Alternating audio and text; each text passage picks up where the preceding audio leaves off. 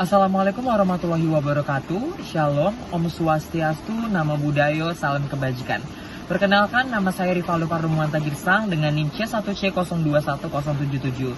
Saya dari mahasiswa program studi akuntansi Fakultas Ekonomi dan Bisnis Universitas Jambi. Di sini saya akan membahas atau menjelaskan tentang materi, konsep, dan dasar hukum pajak penghasilan.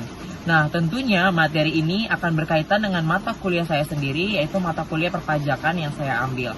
Nah, langsung saja kita akan membahas materinya.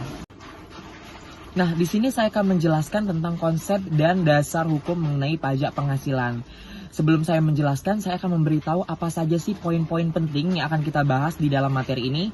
Poin yang pertama yaitu adalah pajak. Saya akan menjelaskan bagaimana sih gambaran umum atau gambaran secara garis besar mengenai pajak itu.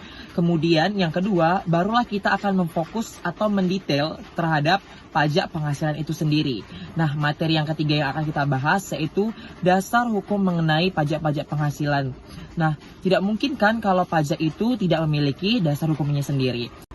Yang terakhir, baru saya akan menjelaskan apa saja sih kesimpulan-kesimpulan yang dapat kita ambil dari materi yang sudah saya jelaskan ini.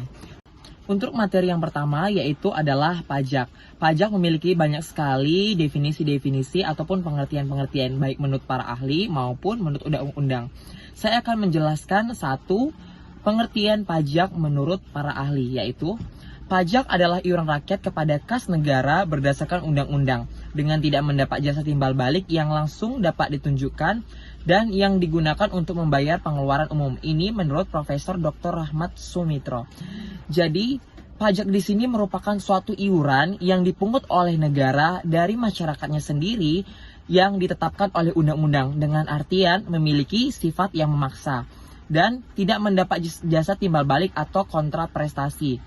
Nah, kira-kira apa aja sih unsur-unsur penting yang dapat kita tarik dari pengertian pajak secara garis besar tadi? Yang pertama adalah pajak dipungut berdasarkan undang-undang. Sudah jelas di pengertian tadi disebutkan bahwa pajak adalah iuran dari masyarakat yang dipungut berdasarkan undang-undang. Dengan kata lain, bersifat memaksa. Berarti itu adalah dari masyarakat untuk masyarakat itu sendiri, bukan? Nah, yang kedua, tidak adanya kontra prestasi individu oleh pemerintah. Jadi, baik orang pribadi yang sudah membayarkan pajak pemerintah tidak bisa meminta secara langsung jasa timbal balik. Yang ketiga, pajak dipungut oleh negara dan bersifat memaksa. Sudah jelas di dalam pengertian tadi juga sudah disebutkan. Dan yang terakhir, diperuntukkan bagi pengeluaran-pengeluaran pemerintah. Kalau kita mendengar kata-kata ini, tentu terlintas di pikiran kita adalah APBN. Nah, maka dari itu, salah satu pendanaan terbesar APBN adalah dari pajak. Nah, jika teman-teman membayar pajak dengan rutin dan rajin, bahkan menjadi pengingat bagi orang-orang untuk membayar pajak, tentunya APBN dapat terrealisasikan dengan baik. Dengan kata lain, pajak ini memberikan efek atau dampak yang positif bagi masyarakat. Contohnya, fasilitas umum disediakan oleh pemerintah ataupun negara, itu semua demi kenyamanan masyarakat. Berarti, ada dampak positif yang diterima masyarakat, tetapi tidak secara langsung hal tersebut ditunjukkan kepada masyarakat. Namun, adanya tahap per tahap yang akan dirasakan oleh masyarakat itu sendiri. Tadi kita sudah membahas secara garis besar apa itu pajak. Sekarang, kita akan fokus untuk membahas pajak penghasilan. Kira-kira pajak penghasilan itu apa sih? Nah, pajak penghasilan adalah pajak yang dikenakan terhadap subjek pajak atas penghasilan yang diterima atau diperolehnya. Berarti, pajak penghasilan itu berkaitan langsung dengan namanya sendiri, pajak penghasilan. Berarti, orang yang memiliki penghasilan. Nah, kemudian subjek pajak itu apa sih? Subjek pajak itu adalah orang yang menerima penghasilan. Tapi jangan salah paham dulu, subjek pajak di sini memiliki kriterianya. Nah, subjek pajak dapat dikenakan apabila dia menerima atau memperoleh penghasilan, baik itu badan maupun orang pribadi selaku wajib pajak. Jadi, baik kalian orang pribadi ataupun badan perusahaan, jika kalian menerima atau memperoleh penghasilan, kalian akan dikenakan pajak penghasilan. Dengan catatan, kalian juga selaku wajib pajak. Selanjutnya kita akan membahas dasar hukum pajak penghasilan. Pajak penghasilan itu memiliki dasar hukumnya juga loh, karena butuh dasar hukum yang mengatur cara jalannya atau kelancaran pajak penghasilan itu sendiri di Indonesia. Nah, peraturan perundang-undangan perpajakan yang mengatur tentang pajak penghasilan berlaku sejak 1 Januari 1984. Sudah lama ya berarti. Yang mengaturnya adalah Undang-Undang Nomor 7 Tahun 1983. Tetapi sebelum tahun 1983, pengenaan pajak yang berhubungan dengan penghasilan diistilahkan dengan nama pajak perseroan pada tahun 1925, kemudian pajak kekayaan tahun 1932, ada pajak pendapatan di tahun 1944, dan pajak penjualan di tahun 1951. Ternyata pajak penghasilan itu sudah ada sejak tahun 1925. Cuman pada saat itu namanya adalah pajak perseroan. Tetapi seiring berjalannya waktu, semakin berkembangnya zaman, pajak itu berganti nama hingga saat ini disebutlah sebagai pajak penghasilan.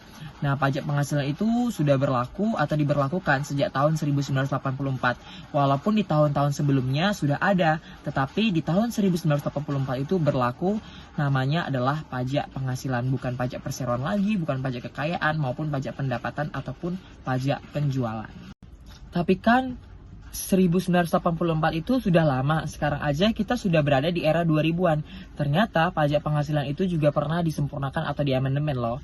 Disempurnakan pertama kali itu menjadi Undang-Undang Nomor 7 Tahun 1991, kemudian diubah lagi menjadi Undang-Undang Nomor 10 Tahun 1994, dan diamandemen kembali menjadi Undang-Undang Nomor 17 Tahun 2000, dan selanjutnya disempurnakan menjadi Undang-Undang Nomor 36 Tahun 2008.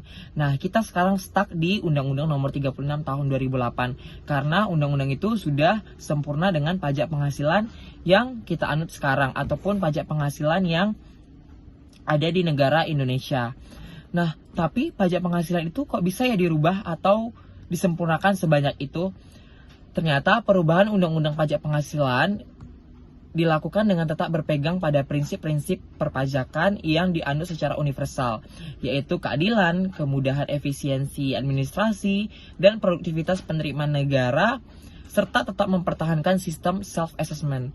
Teman-teman pasti sudah tahu dong sistem self-assessment itu apa.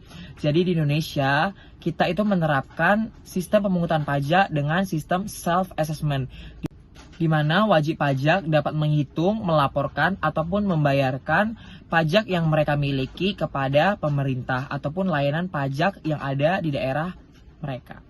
Tetapi tidak hanya undang-undang yang menjadi dasar hukum pajak penghasilan itu sendiri. Ada juga peraturan perundang-undangan pajak penghasilan. Yang pertama, peraturan pemerintah atau PP. Kemudian, keputusan presiden atau Kepres. Yang ketiga, peraturan dan keputusan Menteri Keuangan. Peraturan Menteri Keuangan biasa disebut dengan PMK, keputusan Menteri Keuangan bisa kita sebut sebagai KMK. Dan yang terakhir itu adalah peraturan keputusan dan surat edaran Direktur Jenderal Pajak atau Dirjen Pajak yang menjadi peraturan perundang-undangan pajak penghasilan di Indonesia. Itulah materi yang dapat saya sampaikan tentang konsep dan dasar hukum pajak penghasilan.